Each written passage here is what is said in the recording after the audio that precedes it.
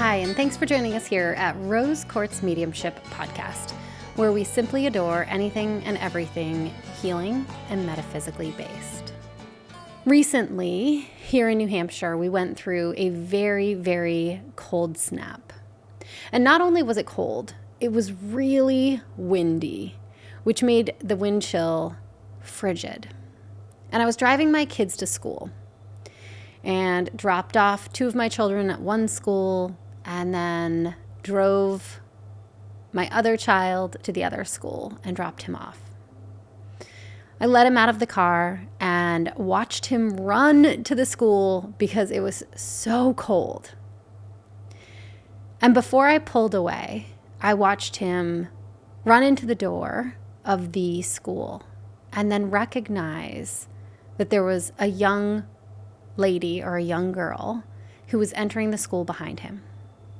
He walked back out the door, held the door open for her, and waited for her to come through the door before entering himself. And as a mom, that just warmed my heart.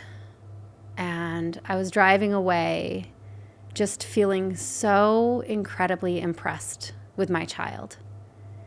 It was so cold. It was painfully cold that morning. And not only did my son hold the door for her, but he exited the school so that he could hold the door from the outside. And as I was driving away, I was just really thinking about him and how present he is. There are so many people who would have just walked through the door and never looked back because they were so immersed in their own reality that they're not immersed in the world that is happening right there in front of them because they're somewhere in their mind. And on the way home, I had to stop at the convenience store that is just down the road from the school. And so I stop, still thinking about my son and just loving the human who he is. And I went into the convenience store, got what I needed to get, and went to go back out of the store. There was a man who walked out in front of me, and he just let the door go, didn't hold it, where it kind of slammed back onto me. And I giggled inside. I don't need a door held for me. I'm fully capable of holding my own door. But it made me giggle, looking at the contrast between my 13-year-old son and this grown-ass man. And I have certainly had times where I was in my mind and didn't recognize that someone was either coming or leaving and didn't hold the door for them, and then caught myself and held the door, right? But he didn't even recognize that I was there. It wasn't like he let the door go and then said, "Oh, I'm so sorry," and held the door. He had no awareness at all that I was walking out behind him, which was kind of mind-blowing because I was in the store with him, and it's not a very big store. And no part of me thinks that that was malicious. It wasn't like he was sitting there thinking, "I'm going to be rude and I'm going to just let this door go in this human's face." I didn't think that at all. But what I did think was, wow, this is a human who is so stuck in their mind that they are not in their body, that they are not able to see the world that is happening right in front of them. And this is the thing. Living is in presence. It happens right here in our body.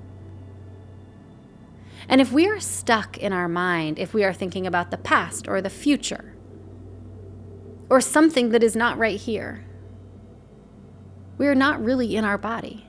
And we are also not really in the world. Because there's this whole life happening right in front of us.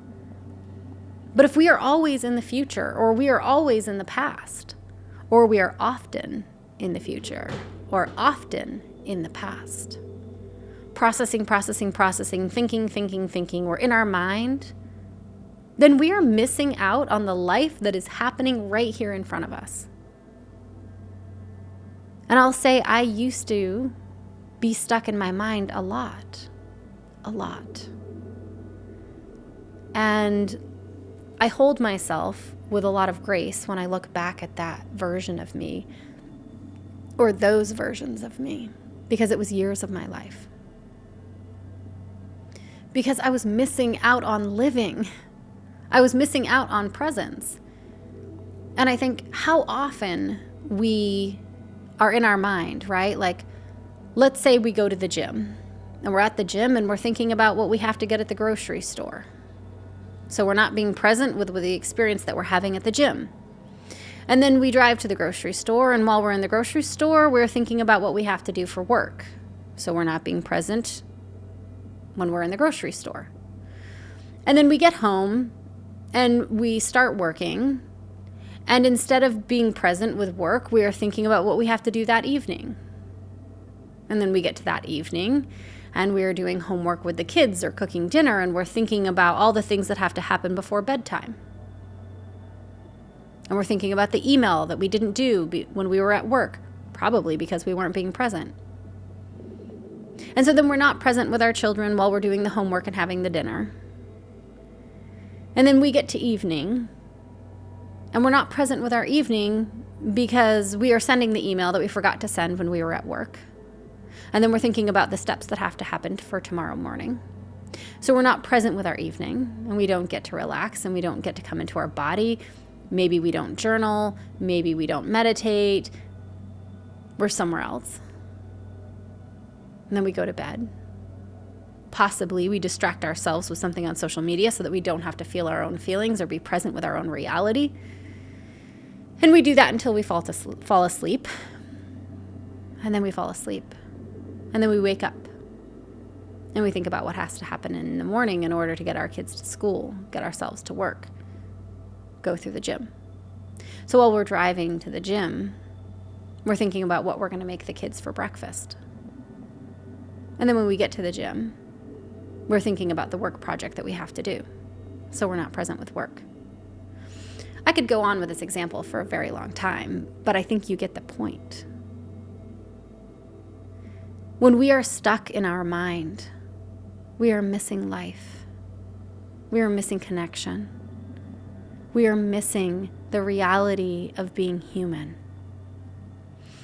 And one of my favorite things about somatic healing, in particular the form of somatic healing that I was trained in, is that it allows you to come into the body. It allows you to find safety in the body. It allows you to find presence. Because if you are not in your body, if you are in your mind, if you are in the past or the future, you are not in presence. And if you want to be in presence, you need to come into the body. And this is the thing. I'm not going to sit here and blame the version of me or the version of you that is stuck in your mind. Because at some point, something happened that made it really uncomfortable to be in your body. And when you get to the healing that is connected to why it is that it's so hard to be in your body, it's no longer going to be hard to be in your body. And when you do that healing work, you are going to have a totally different lived experience. We are not meant to live in our mind. We are not. We are meant to be at the gym when we are at the gym. We are meant to be cooking dinner when we are cooking dinner. We are meant to be at work when we are at work. We are meant to be with our children when we are doing homework with our children. We are meant to be with our family when we are spending time with family. And if we are in the future thinking about the next steps that are going to happen in our day or our life or our reality, then we are missing out on the absolute beauty of being present in our life. And there are 9 million ways that you can come into presence. And frankly, I don't care what pathway it is that works for you.